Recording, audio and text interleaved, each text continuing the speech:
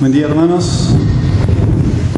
No les voy a dar más anuncios, solamente el anuncio de la palabra de Dios, que no es poco, ¿no?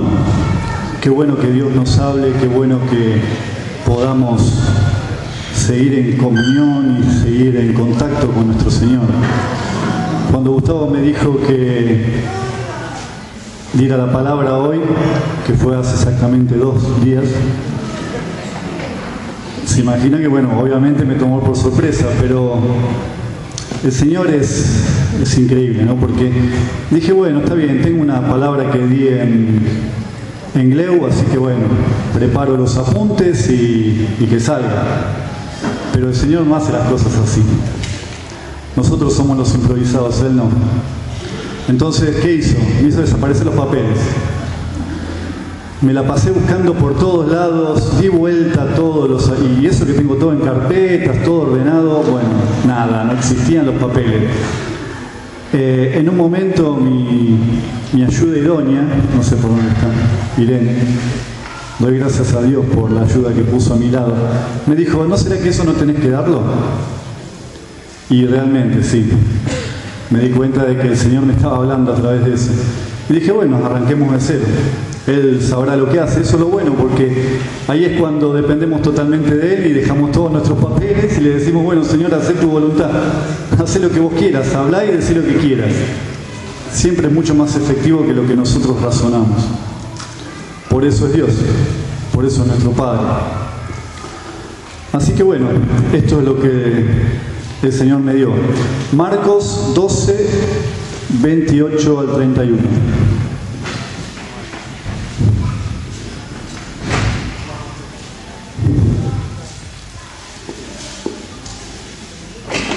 Y dice así, acercándose uno de los escribas que los había oído disputar y sabía que les había respondido bien esto con respecto a Jesús, ¿no? Le preguntó a Jesús, ¿cuál es el primer mandamiento de todos? Jesús le respondió, el primer mandamiento de todos es, oye Israel, el Señor nuestro Dios, el Señor uno es. Y amarás al Señor tu Dios con todo tu corazón y con toda tu alma y con toda tu mente y con todas tus fuerzas. Este es el principal mandamiento. Y el segundo es semejante. Amarás a tu prójimo como a ti mismo. No hay otro mandamiento mayor que estos. Entonces ahora viene la pregunta del millón, la que siempre estamos en debate. ¿Quién es nuestro prójimo? ¿A quién se refería cuando decía Jesús mi prójimo? Y buscando, vemos que mi prójimo es mi próximo. Las dos palabras etimológicamente tienen el mismo significado. ¿Qué significa? Que es algo cercano. Las dos refieren a lo mismo, tanto prójimo como próximo. Es algo cercano a nosotros. Mi prójimo, por lo tanto, tenemos una gran variedad. Ya no nos referimos solamente a un grupo, sino que es mi esposa, mi esposo, mi hijo, mi hermano, mis padres, mi vecino, mi compañero de trabajo, de estudios, mi jefe, si tengo empleados, mis empleados, el chofer de colectivo, el carnicero, un empleado público, es el niño de la calle que me cruzo, el pobre, el rico, el que me saluda, el que no me saluda, el amable, el que roba, el hermano de la fe, el ateo, un amigo o un estafador. Decimos, ¿cómo puede ser? Si hay algunas personas que hay más para detestarla que otra cosa, pero no, son mi prójimo. Es decir, mi prójimo es toda aquella persona con la que trato o debería tratar. Y Jesucristo nos dice que el mandamiento más grande es amarás a Dios. Y el segundo, amarás a tu prójimo como a ti mismo. Nuestra actitud, nuestro trato con nuestro prójimo revela también en cierta medida nuestro propio carácter, con sus virtudes y sus defectos. A mí siempre me decían que era medio chinchudo. Palabra vieja, ¿no? Chinchudo, ¿quién la usa ahora? Mala onda, dicen ahora, creen. Pero bueno, yo era chinchudo. Me acuerdo una vez que tenemos buenos ejemplos, eso es lo bueno que hace el Señor, siempre nos pone buenos ejemplos cerca. Lo que tenemos que hacer es prestar atención. He tenido buenos ejemplos que son conocidos en el barrio, mirá que sí, aquella persona yo la conozco, sí, es re buena persona, re macanudo. Y cuando iban a hacer trámites a la municipalidad y a diferentes lugares, nunca tenían problemas, siempre conseguían todo. ¿Por qué? Porque tenían un amigo, tenían un conocido. Entonces, yo sin embargo era todo lo contrario. Iba a hacer un trámite y generalmente me salía todo para la mona. No tenía los papeles, me ponía chinchudo, me ponía de mal talante con el empleado público. Y una vez tenía que realizar un trámite bastante importante en el ANSES, porque Alan tiene un subsidio que es a través de mi empresa que está en Río Gallegos, Santa Cruz, y yo no puedo viajar allá. Y hace mucho tiempo atrás, hace unos años atrás, eran bastante inflexibles y tenía que hacerlo en Río Gallegos. Y si no lo hacía, perdía un subsidio importante. Entonces yo decía, no, esta gente no se puede tratar, hay que ir allá, hay que pelearse, nunca se consigue nada, después me terminan mandando a Río Gallegos, que no puedo viajar, termino perdiendo plata. Y después dije, vamos a hacer caso a los ejemplos buenos que tenemos. Voy a ir con otra forma de ser. Voy a ir en forma amable. Era casi un desafío para mí, ¿no? Una cosa que... Ir en forma amable a un empleado público era una cosa que no era yo. Llegué a la oficina y... ¿Qué tal? Buen día. Mira, disculpe, tengo esta complicación, yo sé que ustedes me pueden ayudar. Totalmente, me bajé como quien dice del caballo, fui y les dije, tengo este problema, necesito si me pueden dar una mano. Ni siquiera turno tenía, así que imagínense cómo fui. Rendido completamente. ¿Cuál fue la reacción de la otra persona? Sí, por favor, siéntese, yo voy a ver cómo se lo soluciono. Totalmente distinto. Como yo lo traté a esta persona, que es mi prójimo, él me respondió de la misma manera. Me consiguió todos los papeles, me hizo todo, sin turno, y yo pude cobrar el subsidio. Pero ahora, fíjense, ¿no? No solamente pasa con una persona que, por ejemplo, nosotros ya le tenemos una idea. Pasa en todos nuestros aspectos. En el colectivo, en el barrio. Cuando subimos al colectivo, está bien, a veces estamos dormidos, medio como que... Pero yo a veces veo cuando suben algunas personas que le dicen buen día al colectivero. Yo digo, mirá vos. Y el colectivero le responde de la misma manera. Esa pequeña, pero muy pequeña actitud define por ahí el día de una persona. Y nosotros somos partícipes de eso. Mi verdadera imagen no está determinada por el concepto que yo tengo de mí mismo, sino por la impresión que otros tengan de mi persona. Especialmente los más cercanos, los que me conocen, los que están alrededor mío. Si el mandamiento más grande en relación con mi prójimo es amarle, la impresión que yo tengo que tener, más importante,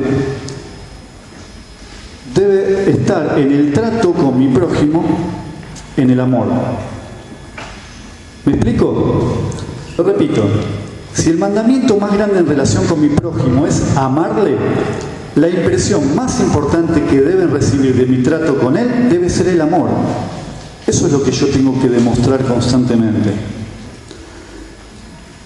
Eso es lo que tengo que transmitir. El amor tiene que ser mi bandera, tiene que ser algo que yo continuamente lo esté mostrando. Mi identificación, como cuando yo muestro el DNI, en el DNI tiene que decir, soy amable.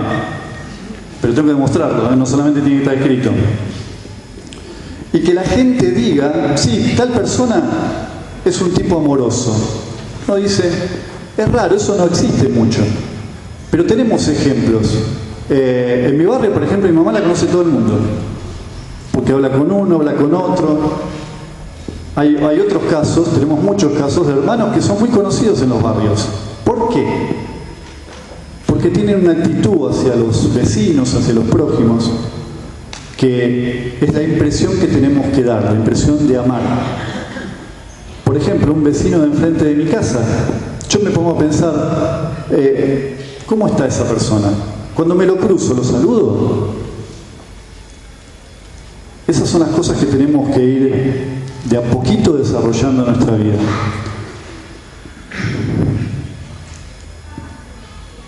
Estuve averiguando cuál es la clave para amar a mi prójimo. O sea, ¿existe alguna pista, algún secreto? Porque no siempre es natural, sale natural de nosotros amar a nuestro prójimo. Pero me di cuenta de que una de estas claves es apreciar a mi prójimo. ¿Qué significa esto? Fíjense en Romanos 5:5.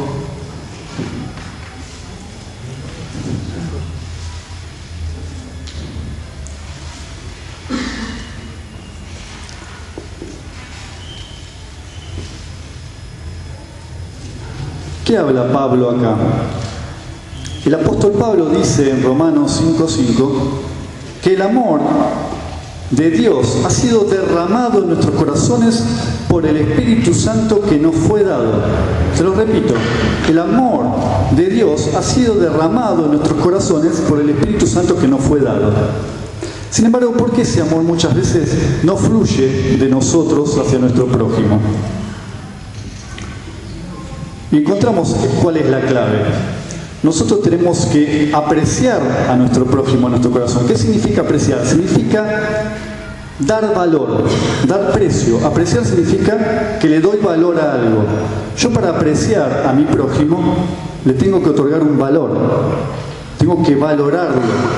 Fíjense el tema del oro, por ejemplo, cómo se va apreciando, o el dólar, o cualquiera, o la plata. Son cosas que se van apreciando, que se le va generando un valor. Los hombres, las personas, nuestros prójimos son iguales. Los tenemos que apreciar, porque son muy importantes. En las grandes ciudades, ¿qué es lo que está pasando generalmente? Se están deshumanizando. La actitud corriente de hoy en día es la indiferencia. Es más, por un lado es la indiferencia, porque si mi prójimo me molesta pasa a ser la agresividad. Fíjense lo que pasa en las esquinas cuando están los malabaristas, los limpiavidrios, que es algo que se ve muy a menudo.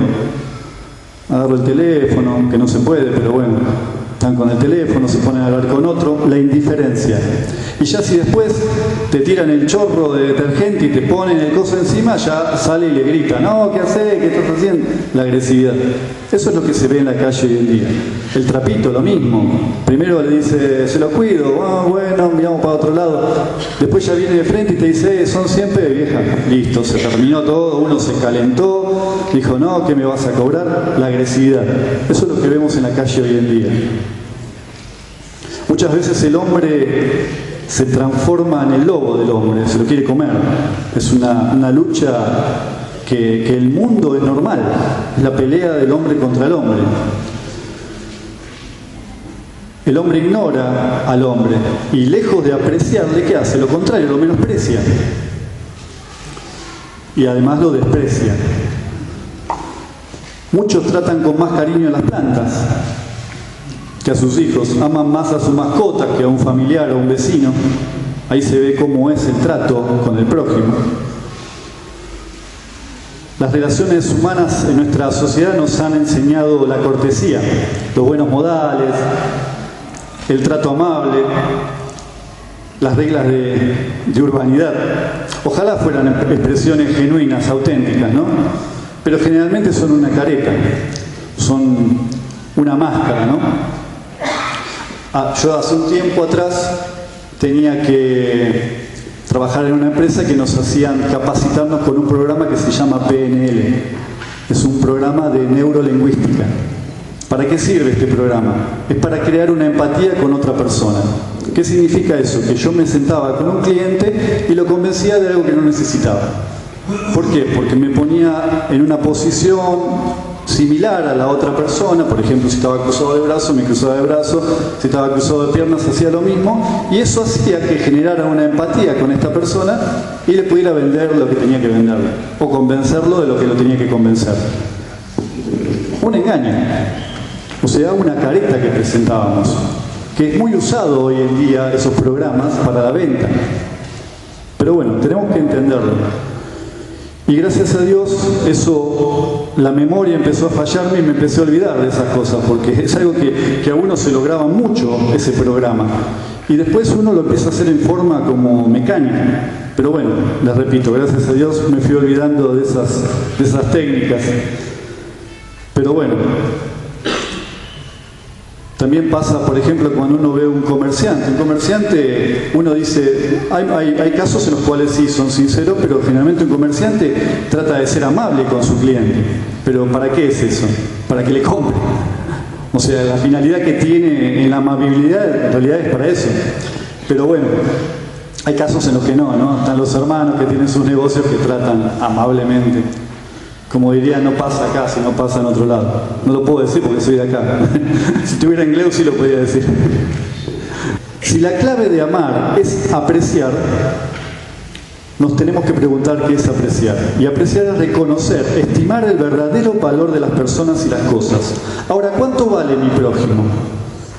Si apreciamos a las plantas, a los animales y todas las cosas creadas, tanto más debemos valorar a nuestro prójimo, sobre todo por estas razones. La número 1 es que el hombre, todo hombre, es corona de la creación de Dios.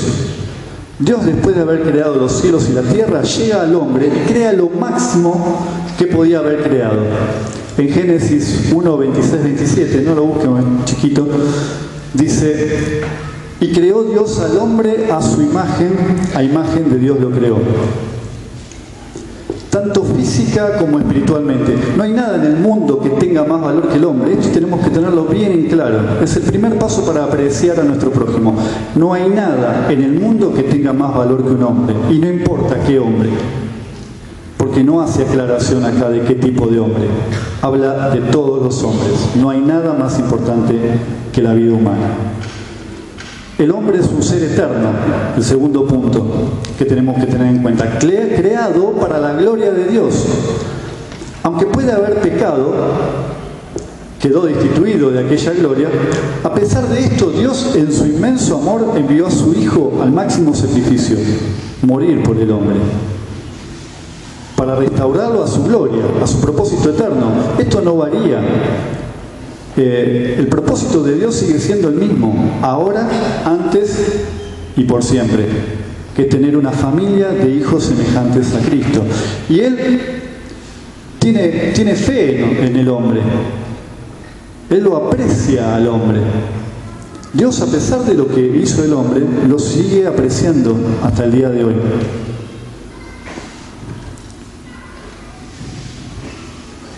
Dios amó al hombre caído y pecador, pues lo valoró, lo apreció. Lo miró como un candidato para ser adoptado como hijo suyo. Si miramos a nuestro prójimo con los ojos de Dios, nos va a resultar más fácil apreciarlo y amarlo. Por más que a veces digamos, esta persona no tiene arreglo, siempre lo mismo, Dios no lo ve de la misma manera. Dios tiene fe en todos los hombres, en mí, en el que tengo al lado, el prójimo, el del supermercado, el chino, que ahora vemos tantos chinos en los supermercados, tantos proliferando por todos lados, que cuando uno le habla de Cristo enseguida le muestran las imágenes que tienen. Sin embargo, Dios también lo aprecia, y eso tenemos que tenerlo muy en claro, porque si lo hace Dios, ¿yo qué voy a hacer? No puedo discriminarlo. Cada vida tiene una historia que merece ser oída. Este es el punto 3 que tenemos que tener siempre en cuenta a la hora de apreciar a una persona. Y cada una de estas historias que merece ser oída, si la conociéramos, conocer quiénes son sus padres, cómo fue su nacimiento, cómo fue su infancia, su crianza, sus problemáticas hasta el día de hoy, la amaríamos más, porque conoceríamos más a la persona. ¿Cuánto sacrificio ha costado cada vida, no? Uno por ahí no conoce porque conoce su propia familia, pero si uno se interioriza más en el prójimo, va a darse cuenta que han pasado muchas cosas las personas. Han tenido muchas vivencias en las cuales nosotros tenemos que enterarnos, conocerlas. La gente que no conoce a Cristo no le es fácil vivir. Nosotros por ahí lo conocimos, estamos alegres, contentos, se nos han solucionado problemas, otros no, pero la peleamos de la mano de Él. Pero imagínense las personas que no conocen a Cristo. Pobre gente. Y no importa el estrato social, no importa que sean buenos, malos, amables, estafadores. Son todos prójimos a los cuales tenemos que valorar por lo que han sufrido. Tenemos un ejemplo, yo puse un ejemplo práctico con respecto a cómo ver a nuestro prójimo, cómo apreciarlo, que es con una cámara fotográfica. Hay algunos que son bastante expertos con el tema de las cámaras, yo recién me estoy iniciando un poco, y para sacar una buena foto tenemos que, primero que nada, lograr un buen foco.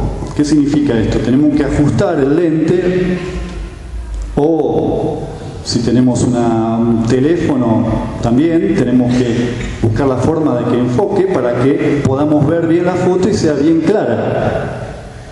Y otra cosa que tenemos que hacer es quedarnos quietos, ¿no? Porque si nos estamos moviendo, la foto medio que no sale muy bien, que digamos.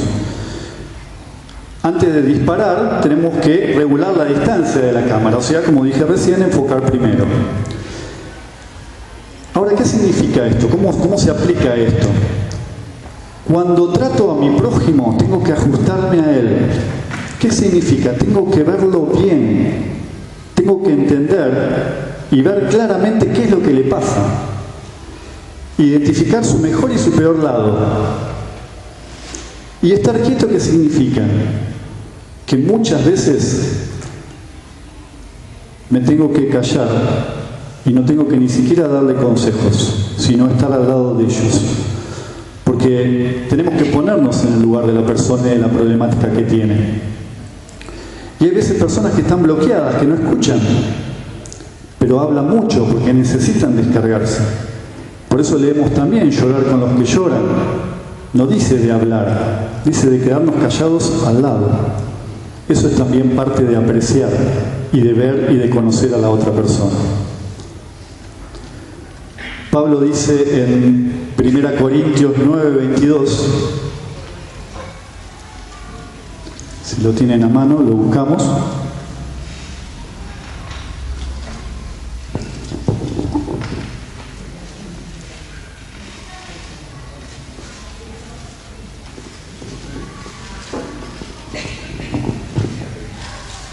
Primera Corintios 9:22, y dice Pablo: me he hecho débil a los débiles para ganar a los débiles. A todos me he hecho de todo para que de todos modos salve a algunos. ¿Qué está diciendo Pablo acá? Que él se ajustó a su prójimo. Él se adecuó a las circunstancias que tenían los que estaban a su lado. A los débiles se hizo débil. Cuando él iba con los de mayor nivel, también él se ponía a la altura porque él era judío, conocía las escrituras,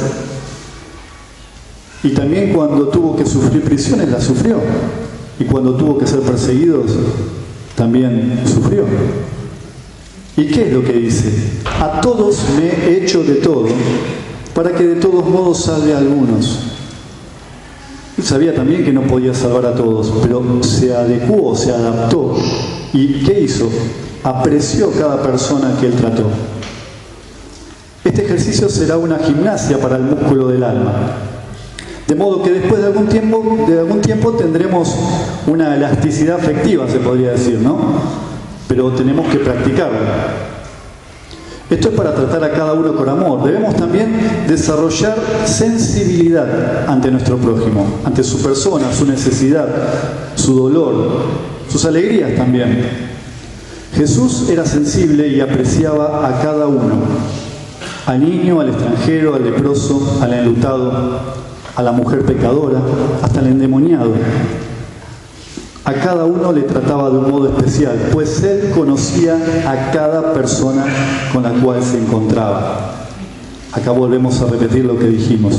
Tenemos que conocer a la persona. Tenemos que conocer a los que están alrededor nuestro.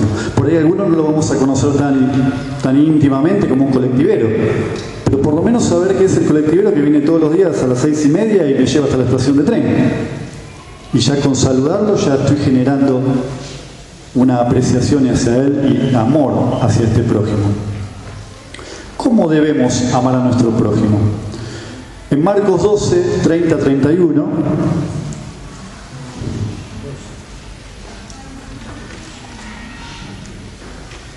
ya lo leímos, pero bueno, lo vamos a leer nuevamente. ¿Qué dice? Dice, ama al Señor tu Dios con todo tu corazón, con toda tu alma, con toda tu mente y con todas tus fuerzas. Así debemos amar al prójimo. Acá está diciendo que debemos amar a Dios con todo el corazón, con todo el alma, con toda la mente y las fuerzas. ¿Pero qué dice después Jesús? El segundo mandamiento es similar a este. O sea que yo lo tengo que hacer de la misma manera. Yo tengo que amar a mi prójimo como amo a Dios. Amar con el corazón. Debo dejar de hacer relaciones públicas y amar en serio, con el corazón, sin fingimientos. Que salga de adentro mío. No algo prearmado, no una programación que tengo que, como tengo que quedar bien con todo el mundo, trato de ser simpático. No, eso no funciona. Tiene que ser del corazón, de adentro. Segundo, con el alma, dice. Con nuestros sentimientos, con nuestras emociones. Llorar con el que llora, reír con el que ríe.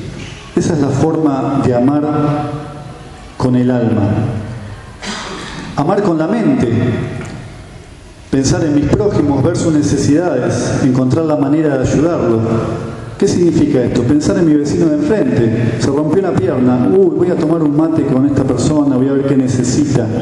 Eso es amar con nuestra mente, pensando las necesidades que pueden tener otros. Y con todo nuestro ser, con todas nuestras fuerzas, con amabilidad, con una sonrisa, escuchando interesado las necesidades que tengan, con nuestro tiempo, esfuerzo, con nuestros dones. ¿Para qué soy bueno? ¿Para arreglar caños? Bueno, voy a uno que necesite que le arreglen un caño. De esa manera lo estoy amando. Hay una necesidad, trato de estar ahí. De esa manera estoy amando. Ver las necesidades nos hace apreciar a nuestro prójimo y amarlo con todo nuestro ser. Amén.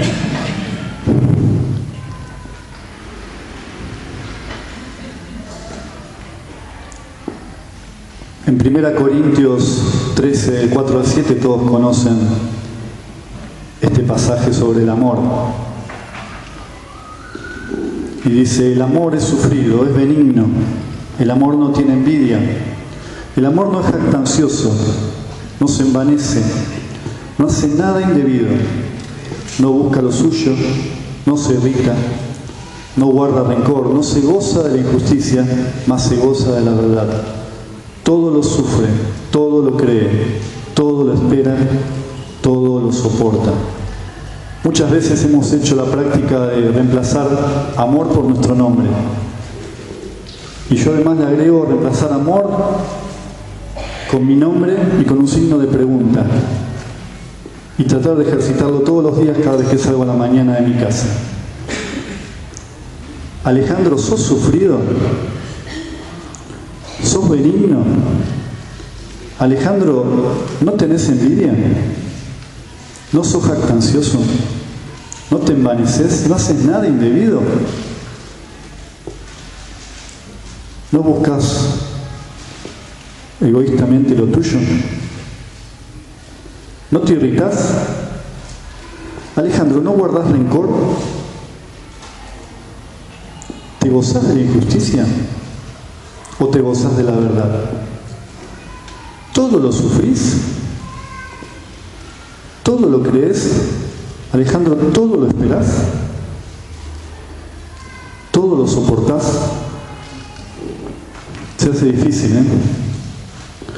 Pero se hace difícil porque lo quiero hacer yo con mis fuerzas. Ahí es donde fallo, porque yo no tengo fuerzas. Las fuerzas vienen del Señor.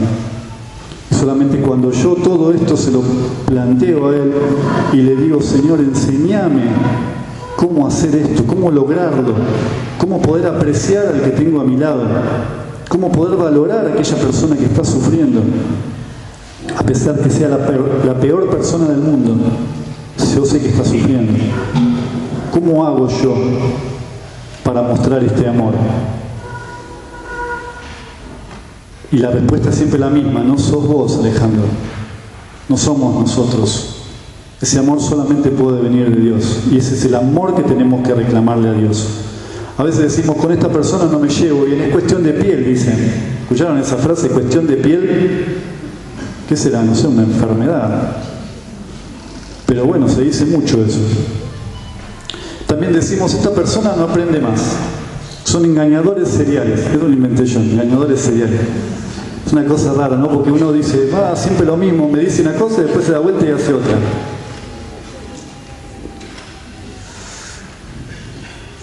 Decimos, este no va a cambiar nunca.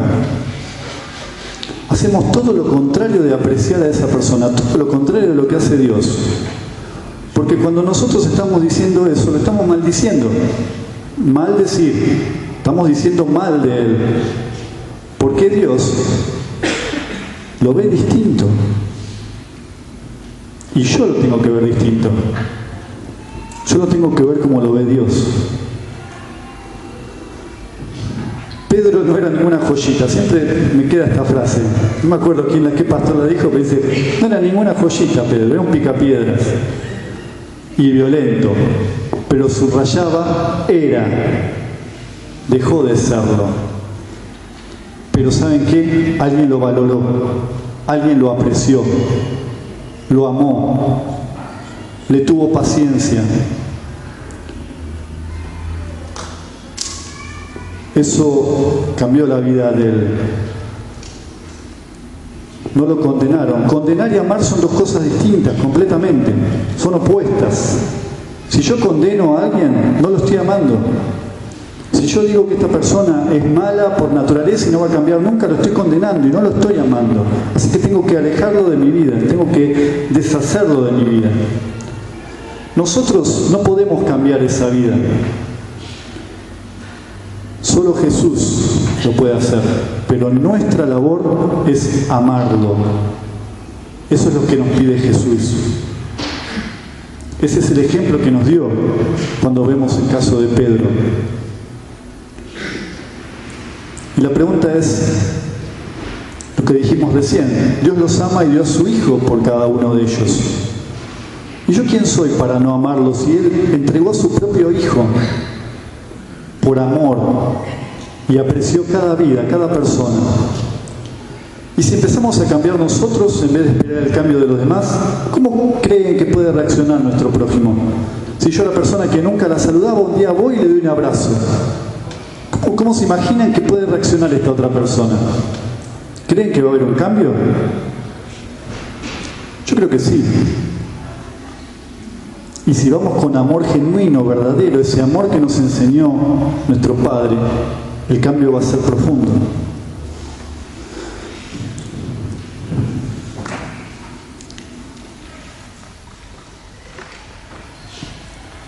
Leemos nuevamente Marcos 12, 28, 31 y recordamos que Jesús le respondió al escriba y le dijo: el primer mandamiento de todos es: oye Israel, el Señor nuestro Dios, el Señor uno es, y amarás al Señor tu Dios con todo tu corazón, con toda tu alma, con toda tu mente y con todas tus fuerzas. Este es el principal mandamiento. Y el segundo es semejante: amarás a tu prójimo como a ti mismo. Jesús, en la respuesta que le da al escriba, no le menciona los 10 mandamientos, porque el escriba, cuando le pregunta a Jesús, esperaba que le respondiera, no sé, el primer mandamiento es yo soy tu Dios y no tendrás dioses ajenos. ¿Se acuerdan Moisés cuando recibe los mandamientos para el pueblo de parte de Dios? Entonces yo creo que por ahí el escriba esperaba esa respuesta.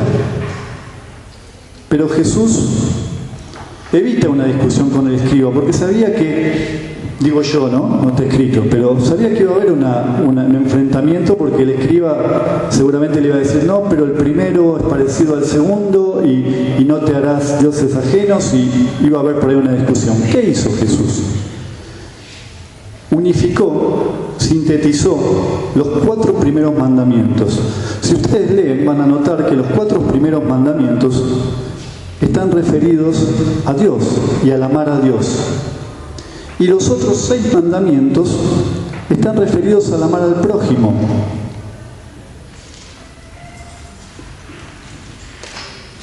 Y se los leo para que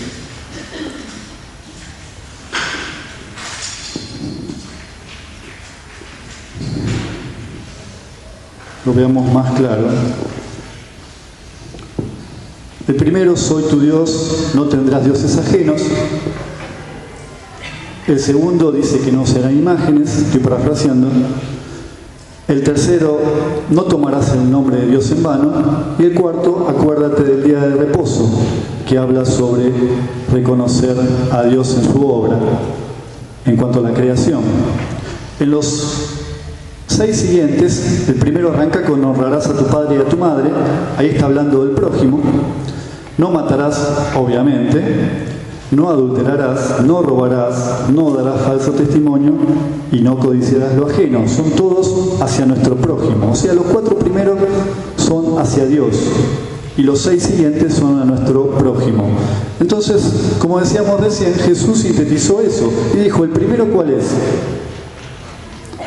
Amarás a tu Dios. Y el segundo, amarás a tu prójimo.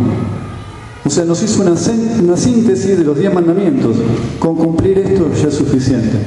Y el escriba mismo lo entendió y se fue satisfecho. Pero hay algo importante que tener en cuenta en esto. Si no puedo cumplir los mandamientos de amar a mi prójimo, significa que no cumplí los 4 primeros. O sea, si yo no puedo amar a mi prójimo, es que no estoy amando a Dios. Y eso es algo que hay que tener muy en cuenta. Las dos cosas van de la mano, por eso dice que son semejantes, tanto uno como el otro. Y la manera en que la que tenemos que amar también es semejante, como lo habíamos mencionado anteriormente, con toda nuestra fuerza, con todo nuestro ser.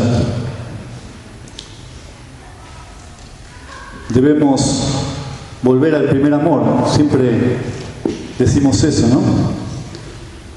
Amar a Dios nos hace uno con Él.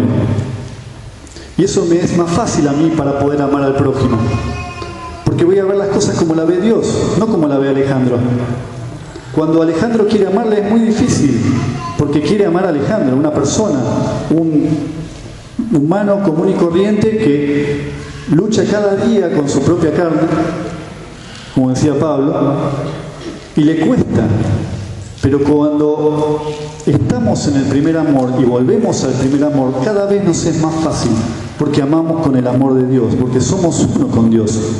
Nos unimos a Él. Cuando nos unimos a Él, vemos las cosas en otra altura. Cuando yo estoy en la altura, yo lo llamo el modo Alejandro. El modo Alejandro es cuando salgo en la nada misma, a los apurones, veo todo a mi altura, los árboles me tapan el bosque, como dice el refrán. Pero cuando salgo en el modo espíritu es tanto más arriba. Veo las cosas de otra manera, porque las veo como las ve Dios. Amo como ama Dios. Me relaciono con las personas como lo hace Dios. Aprecio a las personas como las aprecia Dios. Por eso es tan importante volver a ese primer amor. Nos es todo mucho más fácil. Uno piensa que es complicado cuando predican y nos dicen todas las cosas que tenemos que hacer y cambiar. La clásica prédica del palo, la llamamos. Decimos, qué difícil es hacer todo esto. Y si comenzamos amando a Dios en primer lugar, si comenzamos con el primer amor, haciéndonos uno con Dios, todo nos es mucho más fácil. Nos cambia la vida. Son decisiones que tenemos que tomar, decisiones que tenemos que decir, desde ahora empiezo a hacerlo de esta manera. Es la decisión de nuestra vida, es la que define nuestro futuro eterno y el de nuestros prójimos. Eso es lo importante que tenemos que tener en cuenta, que la decisión que nosotros tomamos tiene una repercusión muy grande en todo nuestro alrededor. Pero tenemos que empezar nosotros, no esperemos que el que tenemos al lado, nuestro prójimo, tome esa decisión, porque podemos pasar toda la vida esperando eso. Sin embargo, si yo empiezo tomando esa decisión, voy a empezar a ver los cambios, porque Dios avala eso. Y cuando Dios lo avala, no hay nadie que se pueda poner en contra. Así que bueno, hermanos, confiemos que el Señor está trabajando en cada uno de nosotros y que estas decisiones que tenemos que tomar no dejemos pasar mucho tiempo. Estas decisiones son para ahora, para este tiempo, para este país, para este lugar, para este momento.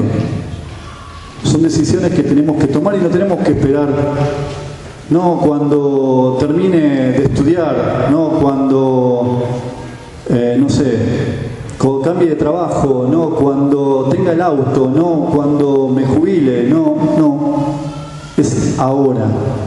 Este es el momento de decirle: Señor, te amo y quiero hacer tu voluntad. Y quiero poner mi corazón delante tuyo y me enseñes a amar a mi prójimo, a todos los que están a mi alrededor. Así es la manera en que crece la iglesia. Así es la manera que empezamos a ver caras nuevas.